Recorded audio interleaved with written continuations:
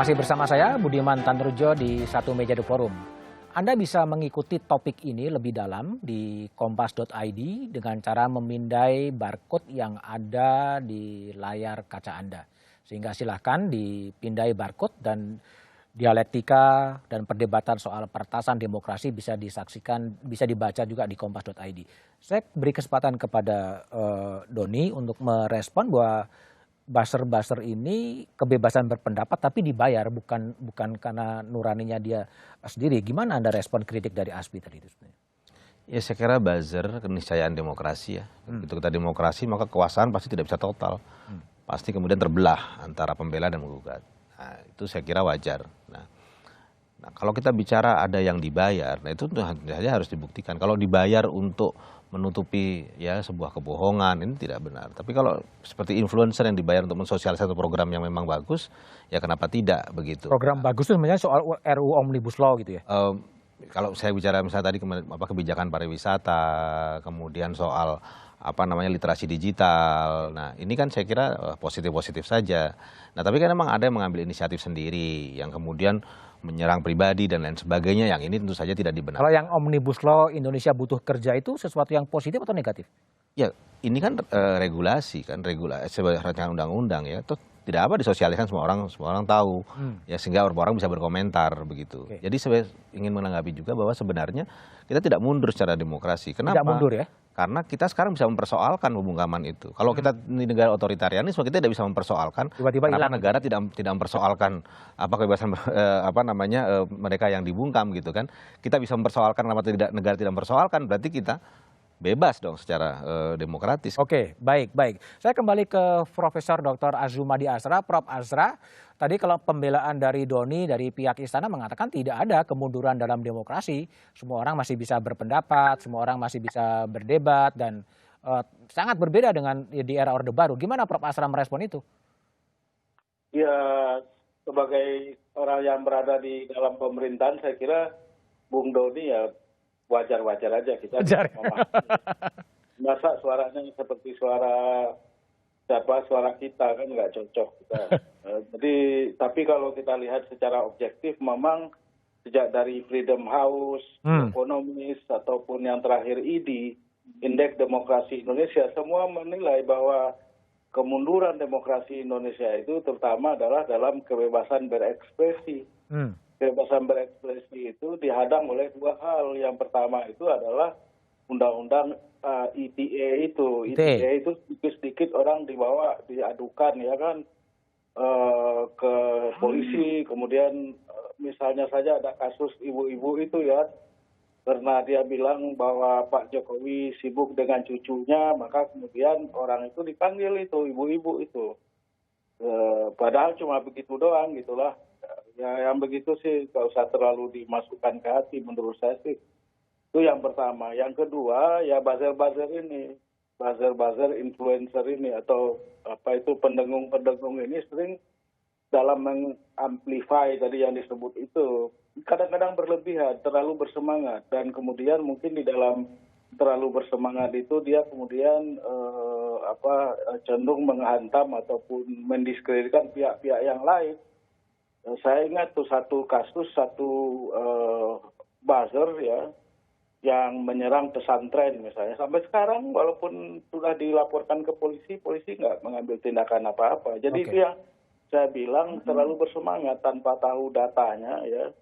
Mungkin data itu dia tahu secara umum tapi kemudian mengambil secara generalisasi, misalnya pesantren itu tempat radikalisme, tempat terorisme misalnya, itu kan berlebihan. Itu yang saya sebut itu. Jadi dua hal itu. Yang ketiga yang saya kira merugikan juga dari sudut demokrasi, para pejabat tinggi yang ada di dalam pemerintahan itu berpura-pura tidak tahu saja. Berpura-pura tidak tahu?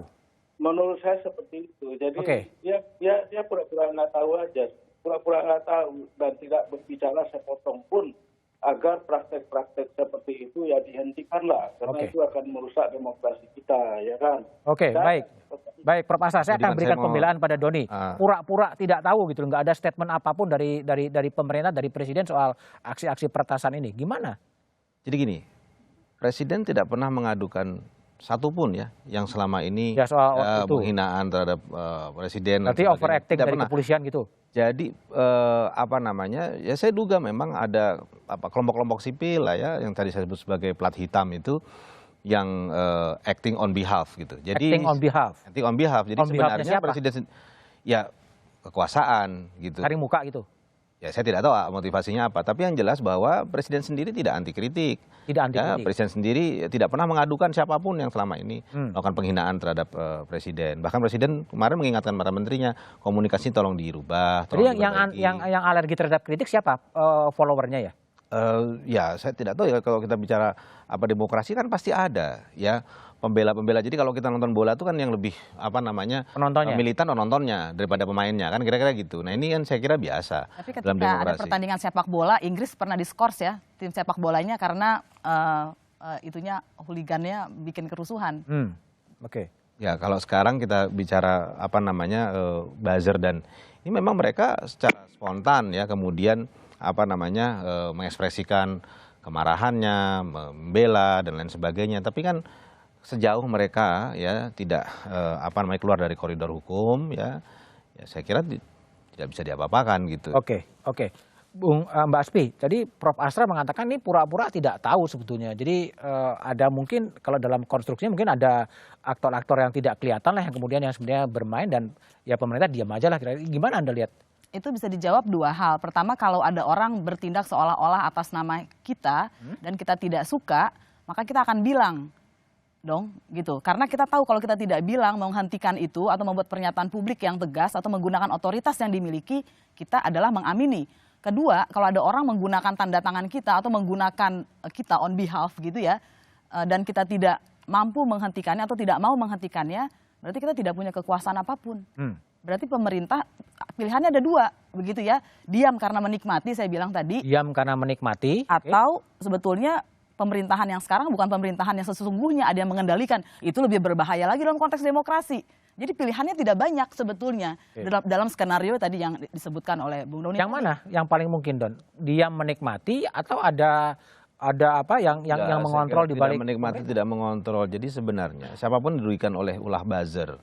Ya di pihak manapun itu kan bisa kemudian mengadukan supaya kemudian diproses secara hukum kan bisa saja begitu ya jadi kalau memang ada pengaduan pasti akan diproses kan begitu tapi kan kemudian ketika ini masih dalam apa namanya satu konflik yang sehat begitu ya saling apa namanya berdebat masih dalam koridor rasionalitas saya kira kan tidak ada masalah. Konflik yang sehat ini dalam konteks peretasan apa namanya pro kontra yang tapi kalau sudah misalnya peretasan kemudian pembunuhan karakter pencemaran nama baik pemutarbalikan fakta ini sebenarnya bisa diproses secara hukum kan begitu tapi ini apa namanya kan saya bilang ini adalah proses yang horizontal sifatnya siapa yang dirugikan yang mengadu supaya siapapun bisa diproses tapi ya negara ya tugasnya ya mengusut memang kalau memang ada pelanggaran itu saja tapi tidak menikmati begitu ya artinya sejauh apa yang terjadi di apa namanya media sosial itu masih sehat ya tidak